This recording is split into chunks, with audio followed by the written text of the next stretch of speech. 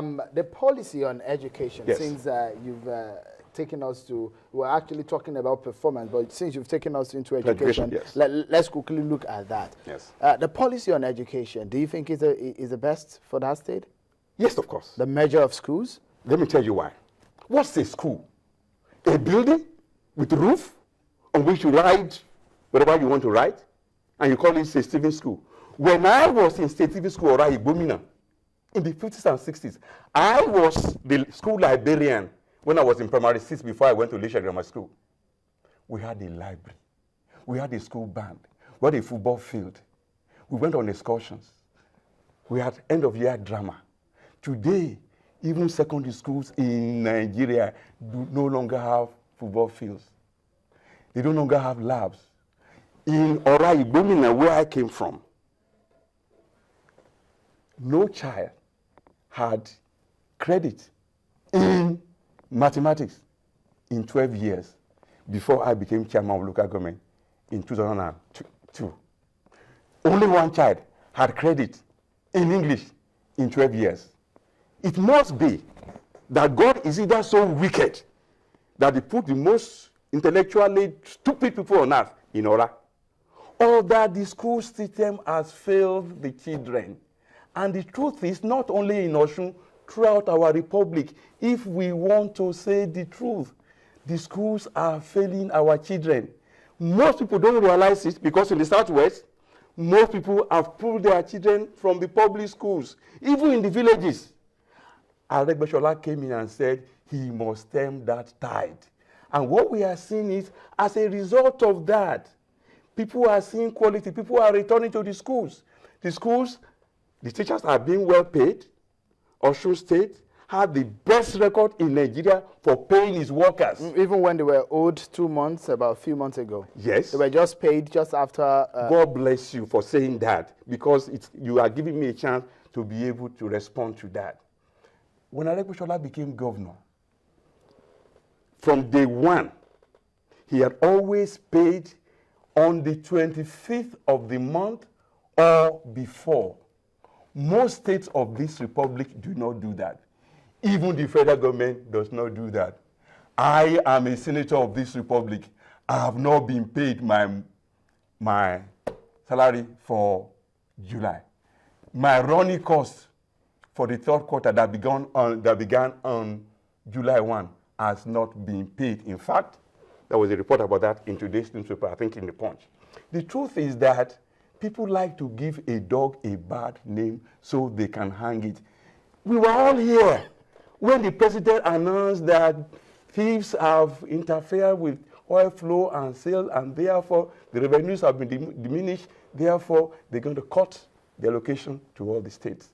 Nobody asked the president, who were these thieves? And who is in charge of giving protection to our oil pipes? Is it not the Nigerian police, the Nigerian army, the Nigerian marine, the Nigerian civil defense, and so on and so forth? And who is the commander-in-chief? Is it not the president?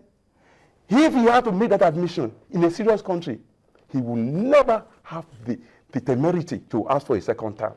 But let's leave that alone, since we're talking about Osun. What happened is, our revenues got slashed by 40%. It so happened. That's in the month of April and May, I guess. April and May. And it's not just Osun, all over. The reason Osun is making the news is because an election is pending in Osun right now. In the state of Benue, workers are embarking on strike.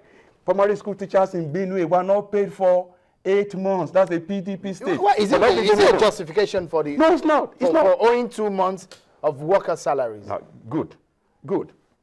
You know, I know you're a very intelligent man because you used to be a teacher, and you used to be a teacher in one of the finest schools in Nigeria, owned by my friend, Dr. Adeyeye.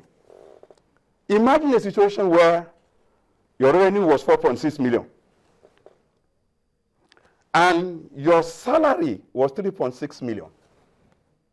So every month, you have about 1 billion rather, you could use for capital projects, you could use for pension, you could use for social infrastructure, and so on and so forth.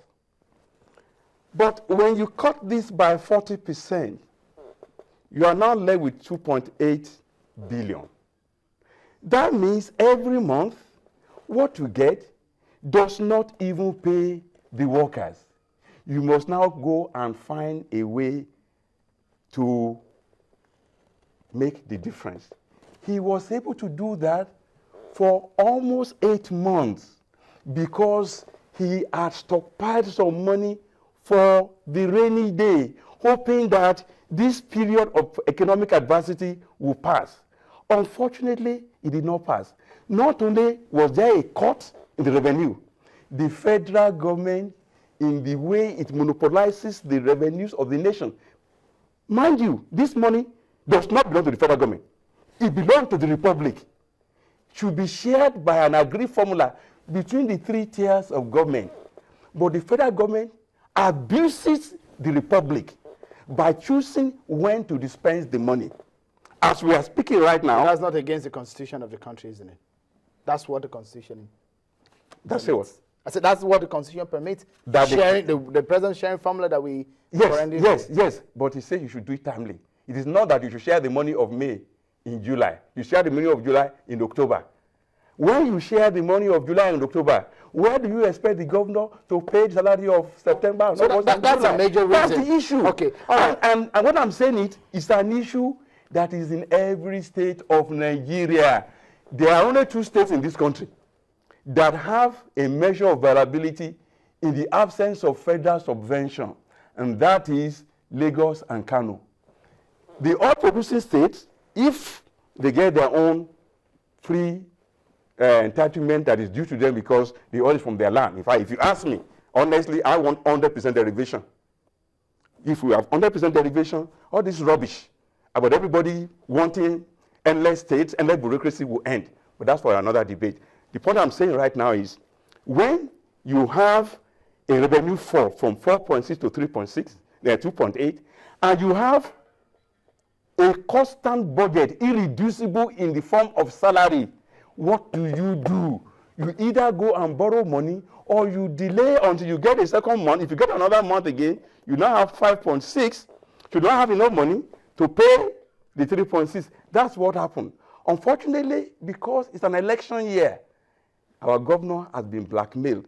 But let me tell you, it doesn't matter who becomes the governor of Osun. In the history of the world, only one person has taken 2 loaves of bread and 5 small fishes and fed a multitude of thousands and have baskets left over. We are in a crisis in this country. That crisis is inching toward us day by day. The chicken will come home to roost. The political class in this country has made a mess of our republic. Sooner or later, we will either self-correct because the system is not sustainable, or the system will blow all of us away, including myself. All right, Prof. Well, we've been talking about the issues in Osun, especially the APC agenda, and I've been talking with Professor Olusola Adeyeye, the DG of the APC Campaign Organisation ahead of the 2014 Osun governorship election. We'll take a short break, and when we come back, you've heard about the issue of Okmoimo. Well, that's a popular tablet that was shared amongst students in Osun State. There is a lot of controversy on that and the education policy, plus the manifesto of the APC. Those are what we'll be talking about right after now. Stay with us.